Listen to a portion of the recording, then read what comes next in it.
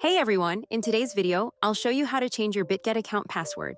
Whether you're still logged in or you've been logged out, I'll walk you through both methods, step by step.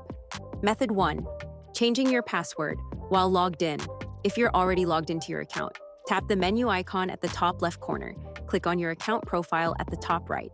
Select Security. Under the Security section, tap Login Password. Enter your new password in the provided field. Click Submit to save the changes. Method 2. Resetting your password.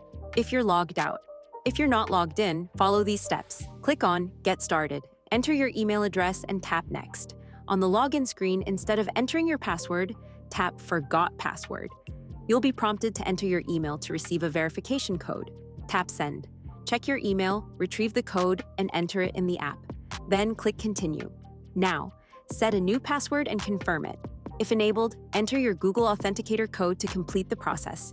Click Submit, and your password will be successfully reset. That's it. Now you know how to change your BitGet password whether you're logged in or locked out. I hope this helps. If it did, consider subscribing my channel. It really supports me. Thanks for watching.